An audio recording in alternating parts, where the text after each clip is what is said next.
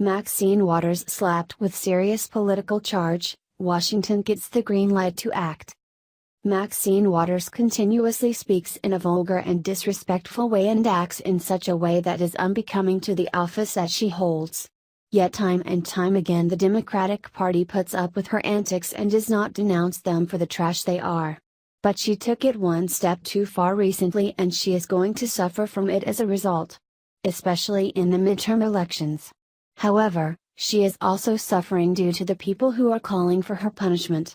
Even her own supporters and fellow African American lawmakers are denouncing her, and that should speak for itself.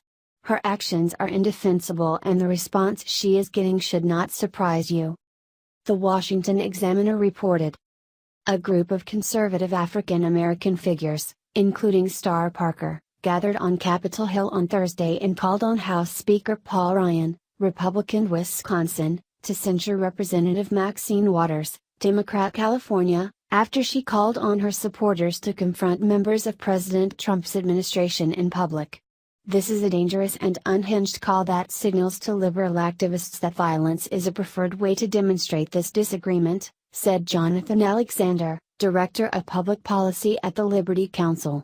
This resistance is not progressing at all, but is rather in a standstill, hunched over in a dark corner of bitterness and self-loathing and now dangerous retaliation. Last month, after the owner of the Red Hen restaurant in Virginia after she asked White House Press Secretary Sarah Huckabee Sanders to leave, Waters encouraged her supporters to follow suit and confront members of the Trump administration. Video of those remarks at a Los Angeles rally earned Waters rebukes from Republicans and some Democrats. For instance, House Speaker Paul Ryan called on her to apologize, saying there's no place for this. Some, among liberal circles, have defended her, including the Congressional Black Caucus. Since then, more members of the Trump administration have been engaged by protesters in public, as well as allies of the president, including Senate Majority Leader Mitch McConnell and former White House Chief Strategist Steve Bannon. The group that descended on Capitol Hill on Thursday emphasized that free speech is a protected right, and no one should be harassed for supporting the president. John School, the senior pastor of Victory Christian Center, claimed that their lack of respect for civil dialogue is indicative in the left's attempts to undermine the Constitution, and by extension praised the president for nominating Brett Kavanaugh to the Supreme Court because he believes in the original meaning of the Constitution. I contend that our Constitution is never outdated because rather than being hundreds of pages filled with policy like these modern constitutions, our founder put together a few simple pages dealing with human nature, Gould said. Now, human nature has no expiration date, and neither does our Constitution, and although it was not perfect, it left a means for fixing imperfections, allowing me to stand before you today, he added. Parker, president of the Center for Urban Renewal Education, condemned Waters for encouraging the kind of behavior that keeps families separated and leads to civil war.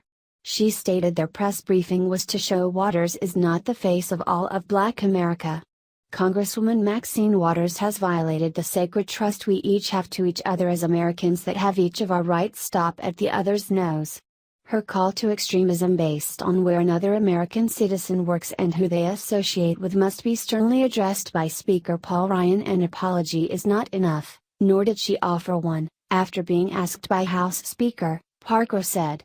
We move into 2 months of intense debate over the next SCOTUS nomination. The censuring of Maxine Waters becomes of extreme urgency, so we compel Speaker Paul Ryan to heed the call of many on the Freedom Caucus today and his colleague and censor Maxine Waters today.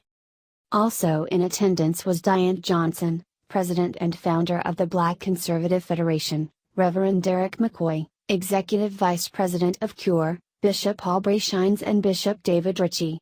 As they held their event, a separate group of Black women released a statement imploring Ryan to reverse his request for a public apology from Waters.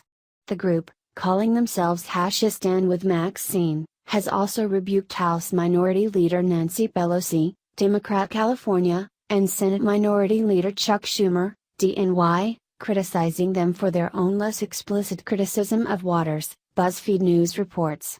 Maxine Waters has served in the U.S. House since 1991. She served in the CA Assembly from 1977-91. She is the most senior among 12 black women currently serving in Congress. She is a lifetime public servant who fights for the most vulnerable among us. #Stand with Maxine, tweeted Kristen Clark, President and Executive Director of the Lawyers Committee for Civil Rights Under Law. Maxine Waters' behavior shows exactly the degraded level our society has come to.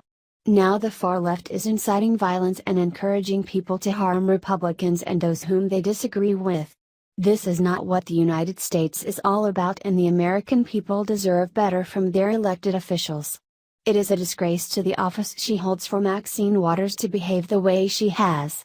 But time and time again she shows she has no shame, and she continues to act out and behave the way she does.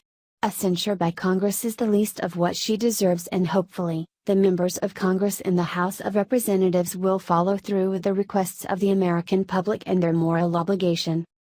Share if you agree what Maxine Waters did was disgraceful. Share if you believe she should be punished for inciting violence. Share if you think that someone better should take her place in office.